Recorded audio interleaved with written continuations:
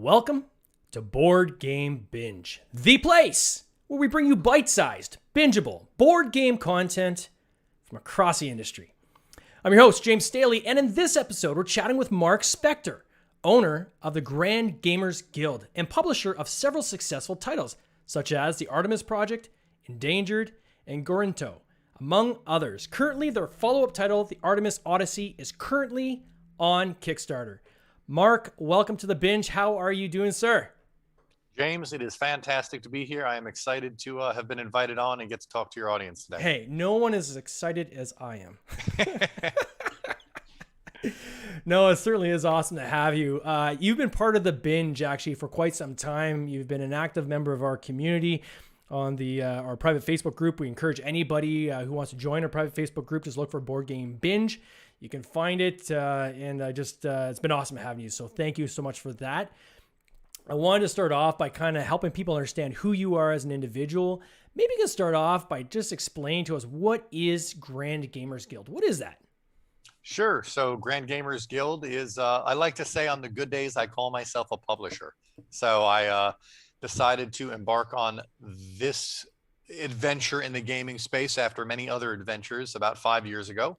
And it has grown into what I hope I can call a self-sustaining publishing business. Although these times are truly testing things. Let me tell you.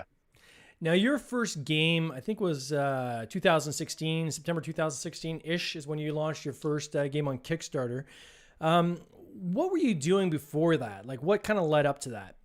Oh wow! So I'm gonna start in the quote unquote distant past. Go way back, man. It's okay. So I used to sell insurance for about 20 years. Yeah. And then I became woefully disenfranchised from that. And I was in a very fortunate position. I often say I am the luckiest guy alive. And I was able to retire from that and move from having gaming as an activity into it becoming my full-time gig.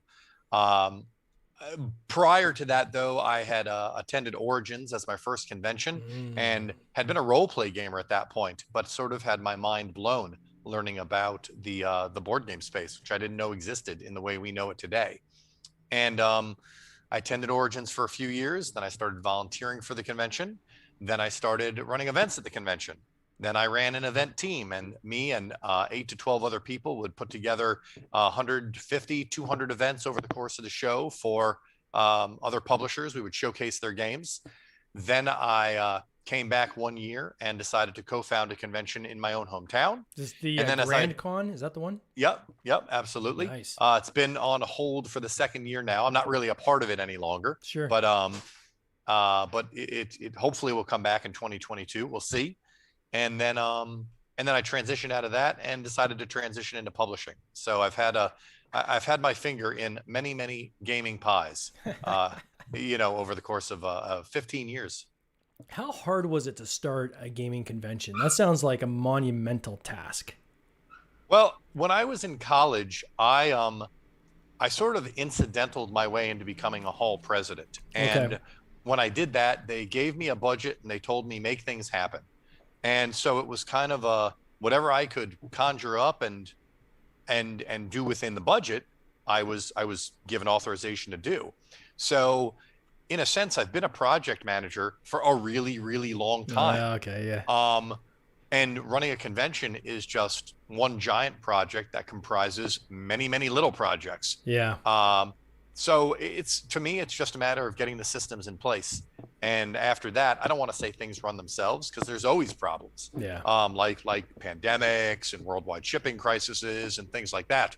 But yeah, you put out the fires as they arise. You put the systems in place so that hopefully things go as smoothly as possible. But it was awesome. It was fantastic. I am really proud of the 4 years that I gave to Grand Con and the foundation that I helped lay before I left it behind and moved on to other things. And what was the Grand Gaming Academy demo team? Was it part of that, or is that something that was completely separate? Completely separate. Grand Gaming Academy was the event team that I ran, where anywhere from 8 to a dozen of us would visit Origins, and then eventually it became Origins and Gen Con, and we ran events on behalf of other publishers. Oh, that's cool. So we worked with Tasty Minstrel and Stronghold and Passport and Dice Hate Me Games and Oh, goodness gracious. The publishers of Alien Frontiers before it moved to Game Salute.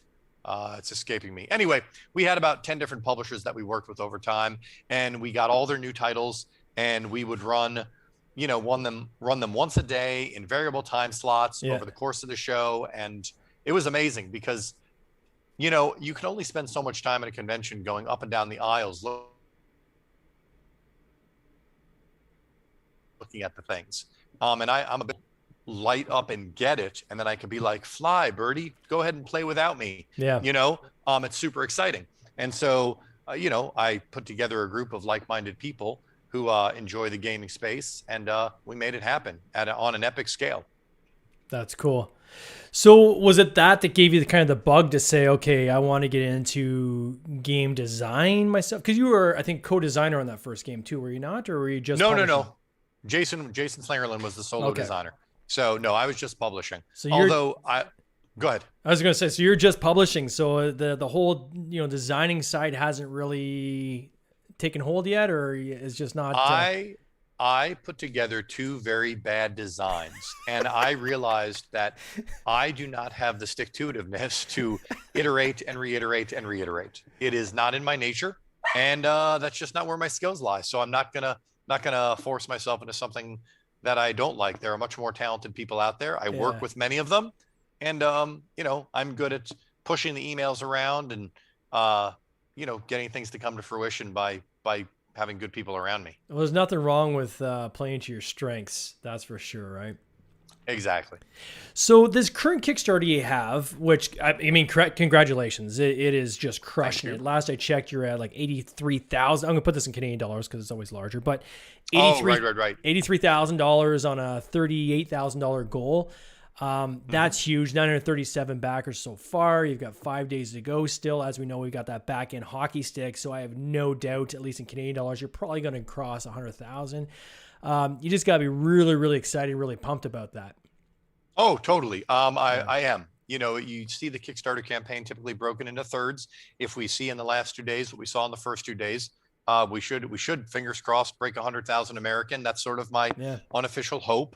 And we'll see what happens. But regardless, the project has done, it's 200 and something percent. So it's done more than what I wanted it to do. And, the sky's the limit. It's a fantastic game that deserved to be reintroduced to a new audience.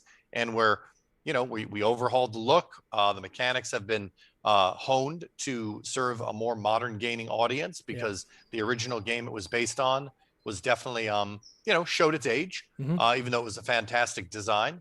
And, it's ready to be presented as as a piece of the larger Artemis story. So that I understand, I'm going to kind of pull that thread a little bit. So on the original Artemis project, so is this like a reboot of the original Artemis project then, or is this more kind of like a continuation of the story utilizing similar mechanics?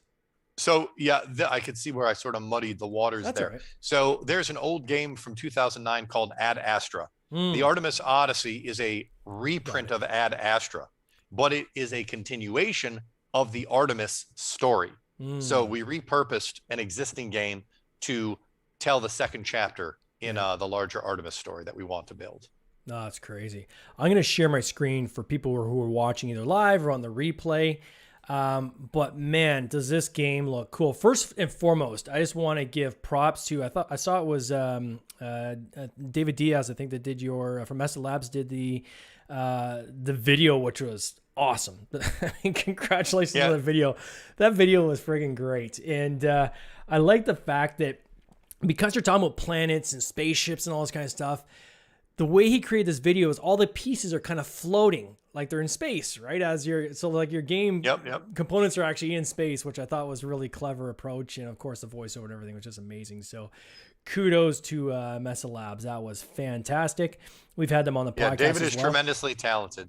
Oh, yeah. It's okay. So, David. We had him on the podcast not too long ago. He has a great YouTube show called Tabletop Animators. So they react to other people's videos he just super, super talented guy.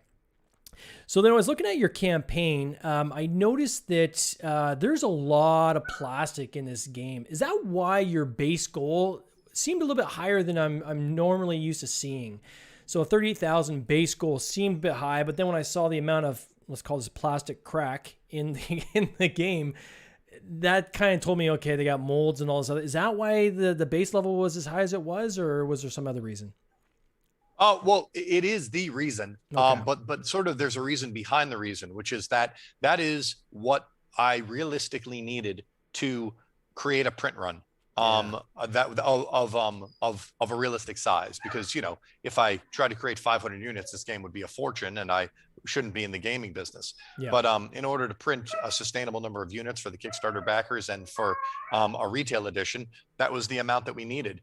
And I know this doesn't always resonate on Kickstarter, but I try to be as transparent as possible. I try to set a realistic goal.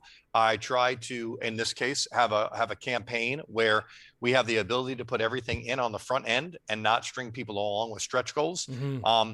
And I understand the whole stretch goal model was developed because it worked. People love those reveals. People love that collective triumph. And I have campaigns that operate that way. But, you know, when I looked at structuring this campaign properly, there just wasn't enough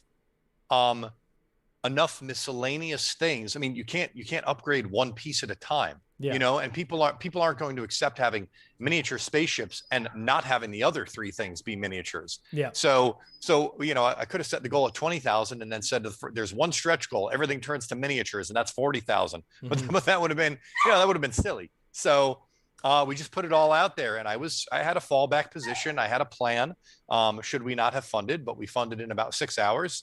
And now I don't want to say we're cruising. That would sound a little arrogant, a little presumptuous. We actually had kind of a rough day today, but we're still doing great, and we're still going to see a boom in the last 48 hours, and we're in great shape. So for those listening, there is a dog in the background. Yeah, it's all good. We all have pets, and you know, home-based interviews is this is what you get.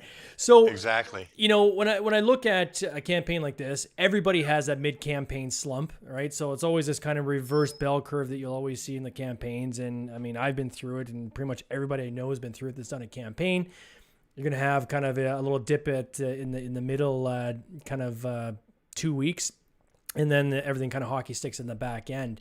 When I look at the amount of ships that you had in this game, I was blown away. I mean, it looks like a lot of fun, and I can see the importance of having those three-dimensional plastic pieces, right? Yes, you can use a cutout like a two-dimensional meeple, but it doesn't have that same kind of tactile feel that when you're literally picking up a ship and you can kind of almost imagine it flying to the next planet and things like that, right? So...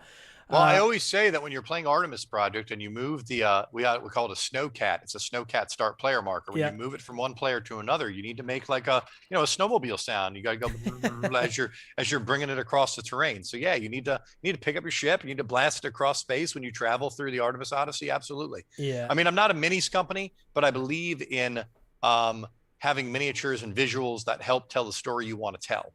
And the truth is, you know, Kickstarter backers can wait. They could go buy a game off a shelf, but that's not what they want. They want something more. They deserve something more. They're the ones who make the vision come to life.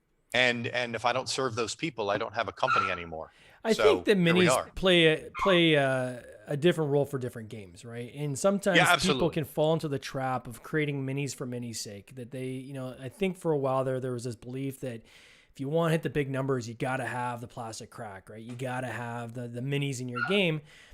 And I almost fell into this trap myself on a more recent title that I launched, which Nutty Scrolls the Oakwood Forest. You know, we have these little characters running around a tree. Designed the minis, had everything ready to go on the mini side, and it drove the cost of the game so high. And we took a step back and said, wait a second. I mean, this is just a casual game. Like, it's a gateway game. What the heck are we doing creating minis for this game? It's completely unnecessary. Now, a game when you're doing like space travel and you know, it's core to some of the different things you have. In those cases, I think it makes sense to have minis, like you said. The other thing I want to touch on was the comment about stretch goals. Because I know that stretch goals are, there's been a lot of debate on this recently, and you've seen some publishers that will have moved away from stretch goals and they've gone to reveals, right? So they said, we're not going to do anything what you see in our game is what we're coming with. However, what we're going to do is we're going to kind of reveal some of it as we go along, right? So we're going to, try to keep people interested that way. That's another approach to go. But I'm of the camp of, if you're going to launch a game you're going to launch. Don't put in a bunch of fake, stretch goals in an attempt to, string people along and so forth. If you're just adding them on for the sake of adding them on. The example I always give is the UV finish. So UV finish on a game costs maybe 5 cents extra per copy when you do the UV, like a spot UV finish. But I'll see people put that as a stretch goal. We're going to do UV finish on our box if we hit such and such a level. And it's kind of a fake stretch. It's not a real stretch goal because they're probably going to do that anyways, right? So right. And to speak to that, one of the things that I see that I don't care for, and I'm not criticizing any individual creator, is when I build my initial quote for a project, I build it based on what I expect the final components to be in terms of the component quality, the thickness of the cards, the thickness of the boards, the finish on the box, the finish on the cards, things like that. And I just feel like there's a minimum product that I need to be proud of putting out. Yeah. And so I don't want to say never, because I'm probably wrong, but I try not to make my stretch goals have to do with the quality of the physicality of the product. Yeah. Because I don't want to put out a product whose box is so thin that it sags without any pressure. Yeah. I don't want to put out a product whose cards are so not snappy enough to be a satisfying shuffle when they are cards that need to be shuffled. Yeah. There's just, like I said, I have sort of minimum standards for myself, and I'm sure I've gotten criticisms on component quality, but I've always done what I felt was right for my products. Yeah, and there are places for stretch goals. And one example, if I use that last project as another example, where we had this player board where we could do a single layer player board where it was just basically cutouts where the different pieces kind of nestled in, the cubes and so forth. But we also had this really super premium triple layer board, which had the inner layered graphics, notches underneath to nestle the cards and so forth. Like it increased the cost of the game substantially. So we had that as a stretch goal to say, look, here's the base game we're going to do. We're very proud of this game, but if we can get up to this higher level, we will do this triple layer board because we'll finally have the funds to do it because it's that much more expensive. Things like that I think make sense. Right. But I don't like these kind of little tiny iteratives. And kind of like you, I think it's important when you cost out your game, cost out kind of like the holy crap version of your game. Like if I want what is the I like it called a showpiece, right? What does the showpiece game look like? What's that cost? Then start peeling back if you need to save, if you need to cut costs or get your costs down. But I'd much rather get the costing on the, that showpiece. Because from my experience, a lot of manufacturers, if you kind of come with a base game and then you want to start adding a bunch of stuff, it's almost like the price is going to ratchet up much faster because they want to make up maybe some of the margin that they felt they should have charged earlier, right? Where if you start off with go ahead. I was just going to say, you need to start with your high water mark and work backwards from there. But again, I still think there's certain things you don't cut quality on. Like, the thickness of a game board is pretty standard. Yeah. You don't put out a cardstock game board and then say, oh, we're upgrading it to a real game board. That and there are projects that do that. And I can't take that approach. Yeah. No, that's cool. And I can see it in this game. So tell us a little bit about, I know we went off track there a little bit, but I get pumped and I geek out over that kind of stuff. So let's talk about the game itself. How do you play this game? So I'm sharing the screen so people can see all the plastic elements. And again, they look incredible. So congratulations on that. The Starship's my favorite. Thanks. And I think probably the Terraformers is my second favorite in terms of those minis. But I like these kind of POG type circular little planets that you have, right, as your little mini. So explain to people how they play this game. Like, what's the gist of how you play this game? Sure. So basically the goal is to score the most points by, setting, it's an engine building game and with a very unique point scoring mechanism where you are traveling throughout the galaxy through travel cards, managing your resources through resource production cards, and then building things and then scoring points based on that. And, first you place the game board in the center of the table. No, I'm just kidding. There is no game board. I guess I'm not sure how much of an in-depth explanation you want, but essentially it's an action programming game where you are going to tactically choose to score when it makes sense to score. Yep. And then keep working that throughout the game. You can't really specialize in one area because one of the very unique scoring rules, there are four scoring cards. Hmm. One of the unique scoring rules is that you can't rescore a card until you've scored all your cards. Then you can pick them back up and score them again. Mm, So the game forces you to keep balance in terms of how you are allocating your assets. But that's yeah, cool. it has a leader follower mechanism where the person who plays a card is going to get a more power or more choice or a slightly Hmm. better benefit than the followers on the card. And over the course of about an hour, you've thrown your civilization galaxy wide, and hopefully you score enough points to win the game. And it's cool because you're traveling from planet to planet. You can terraform planets. I think you were saying. I think I saw you can actually. Now? Who do you trade with? Are you trading with like other players? Or are you trading like with maybe the people that are actually on that planet? So whoever plays a card is called the planner, Mm, and the planner has the opportunity to trade with both the other players and the bank. got it. Okay. And the other players do not have an opportunity to trade. Got it. And then this player board where you're laying the cards down as you go. Can you explain that a little bit how that works? I got that as an animation here on my screen. Sure. So there's 10 total spaces on the board. You use a variable number of spaces depending on the number of players that you have.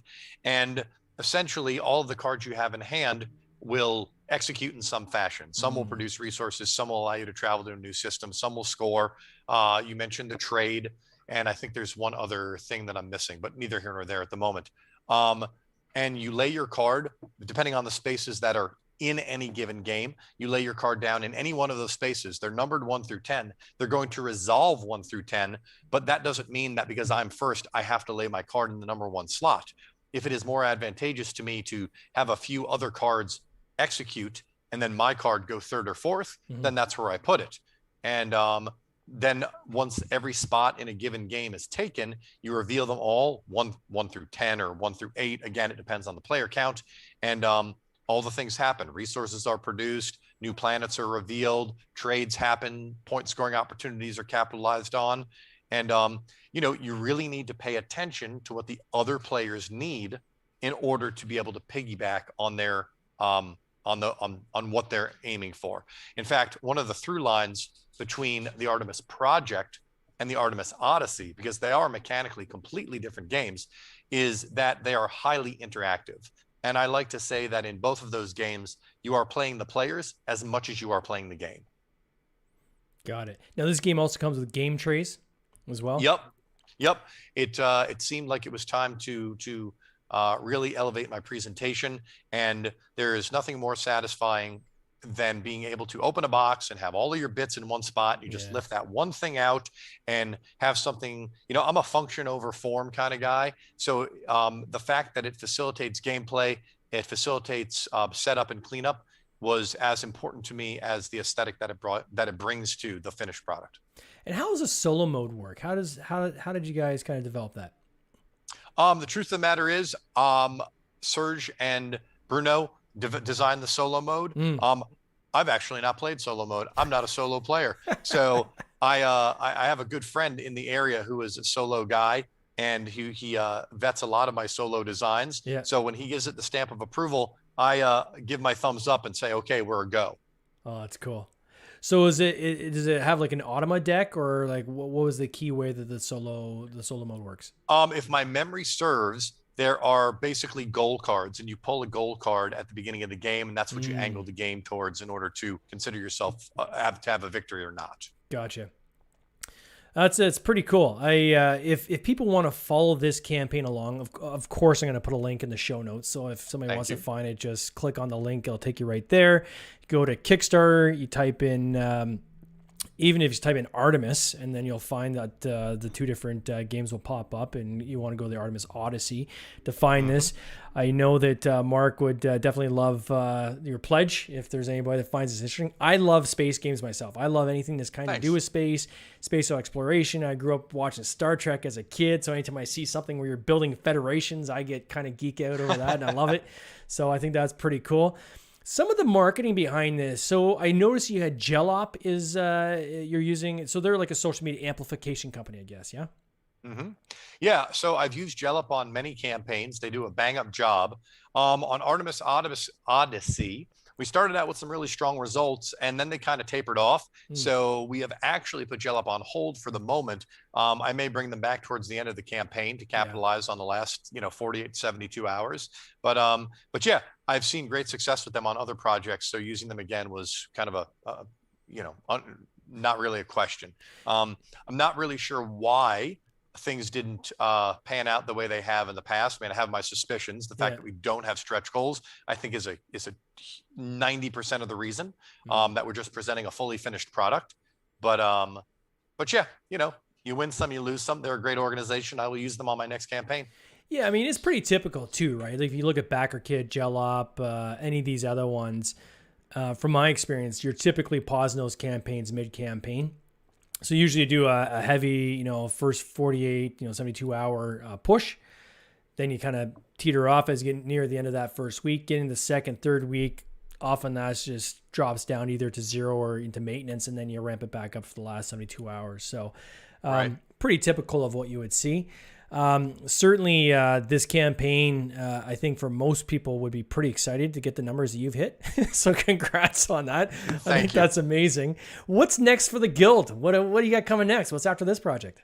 Sure. So we just came back from Gen Con and we released many games there.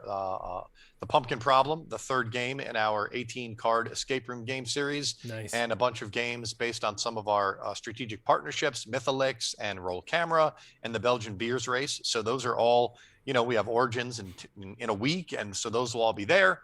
And then in terms of brand spanking new projects, we'll be going to Kickstarter first quarter next year with the expansion to the Artemis project called Satellites and Commanders. Oh, cool. And then just prior to that, we'll be releasing game number 4 in the Holiday Hijinks series, which is called the Cupid Crisis.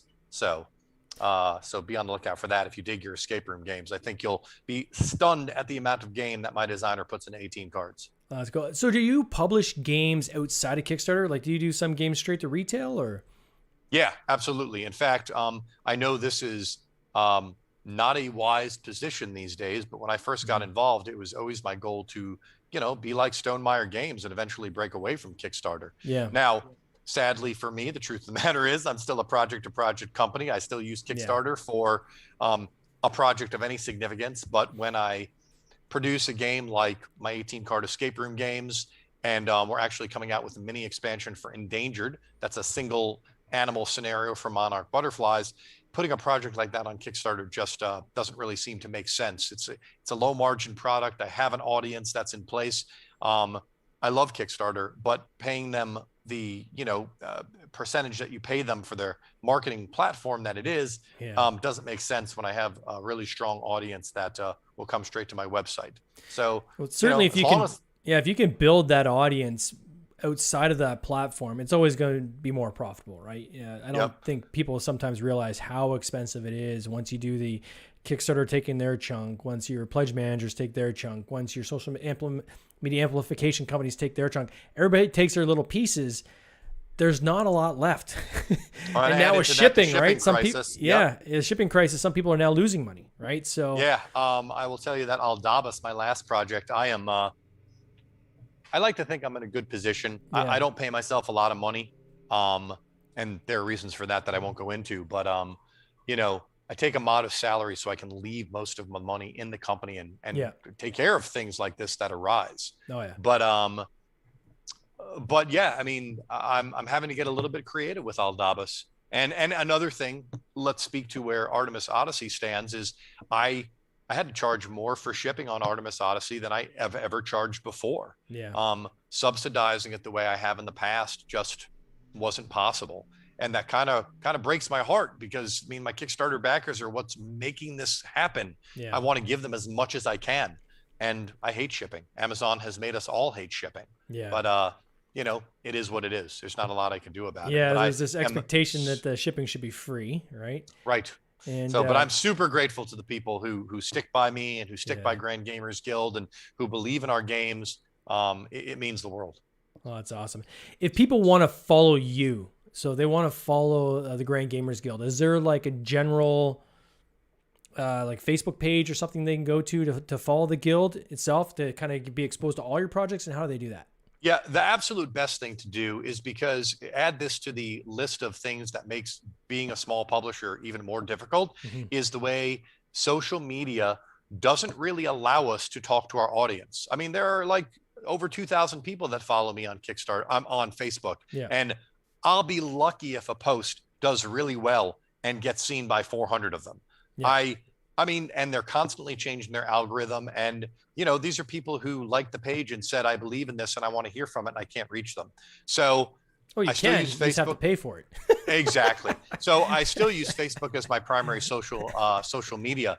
But really the best thing you could do is visit grandgamersguild.com and sign up for the e-newsletter. Yeah. I try to keep them bite-sized and frequent rather than larger and infrequent. That's a strategy I changed this year. Nice. And I think it's done well.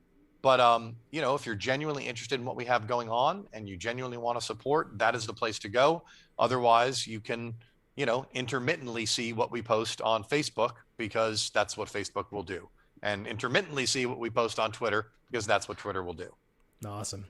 Well, the Artemis Odyssey is on Kickstarter right now, 5 days to go. If this is something that people have found interesting, check out the page. And if it's something that you think that you'd be wanting to play, well, then why don't you give it a little pledge? Even $1 doesn't hurt anybody. So, no, Mark. And for what it's worth, one other thing let me say is, if you are going to be at Origins, I have what I call a checkout program. Essentially, if you come to my booth and you want to play the game, I will literally hand you the prototype and you can walk away with it. I've never had anyone not return a game.